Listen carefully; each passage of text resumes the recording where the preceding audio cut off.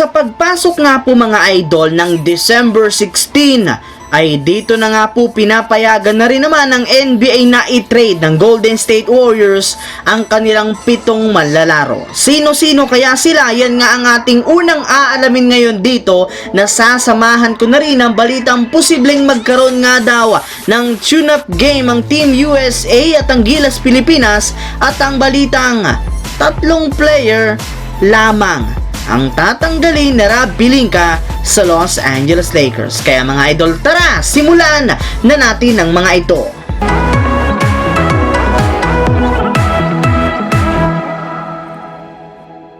Gaya nga po ng naibalita ko sa inyo, bukas na nga po December 16, papayagan ng NBA ang lahat ng kupunan na i-trade ang mga player na nag-sign ng kontrata ng nagdaang off-season. Na pagdating na nga po sa kupunan ng Golden State Warriors, ang mga bagong manlalaro nga po na pumirma sa kanila ng nagdaang off-season ay pwede na lang i-trade simula sa December 16 ay binubuo ni na Donte DiVincenzo at si JaMychal Green. Bukod nga po sa kanilang dalawa, maaari na rin naman nga po nilang i-trade sa mga susunod na araw ang iba nilang manlalaro na kinabibilangan ni na James Wiseman, Patrick Baldwin Jr., Ryan Rollins, Jonathan Kuminga at si Moses Moody. Alam naman nga po ninyo na hirap nga po ngayon ng Warriors na makakuha ng panalo at makaangat sa Western Conference. Dinagdagan pa nga ito ng pagtatamo ng injury ng kanilang superstar na sina Andrew Wiggins at Stephen Curry. Kaya malinaw naman nga po ngayon na kailangan nilang magpalakas ng lineup sa pamamagitan ng paggawa ng trade kung gusto man nilang madepensahan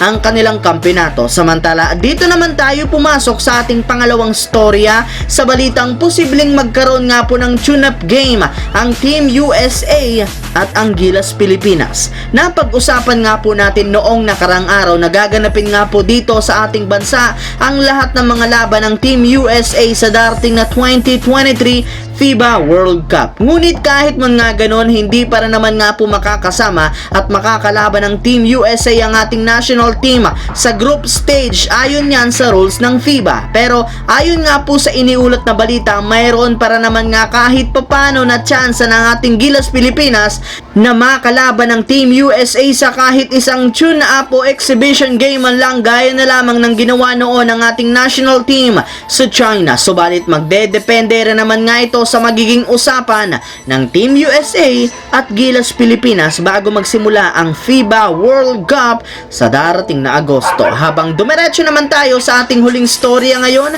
sa balitang 3 player lamang nga po ngayon mga idol ang tatanggalin ni Rob Pelinka sa lineup ng Lakers. Naibalita ko na nga po sa inyo na umabot nga po sa 8 player ng Lakers ang pwede na nilang i-trade sa susunod na araw, at sila nga po ay ang kinabibilangan ni na Troy Brown Jr., Thomas Bryant, Damian Jones, Juan Toscano Anderson, Looney Walker, Kendrick Nunn, Patrick Beverley at si Dennis Schroeder. Ngunit base rin naman nga po sa pinakahuling inilabas na update, sa 8 player ngang ito, 3 lamang nga po dyan ang binabalakan talagang i-trade o ipamigay ng Lakers papunta sa ibang kupunan.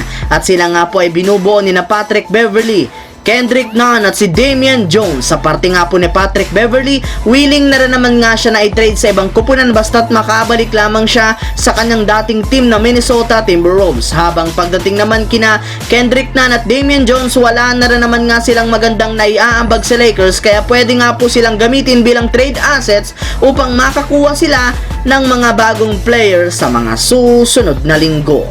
So yun lamang mga idol ang ating pinakabagong balita ngayon, at syempre latest video na ating pinag-usapan dito sa akin channel. Once again, this is your J-Zone TV. Huwag kalimutang mag-like at syempre mag-subscribe at pindutin ang notification bell sa akin channel para lagi kayong maging updated at laging ma-notify sa mga videos na pinapalabas ko. I-follow nyo na rin, bisitahin ang ating Facebook page, J-Zone TV. Sila lamang mga idol, thanks for watching. Hopefully, nag-enjoy kayo ngayon.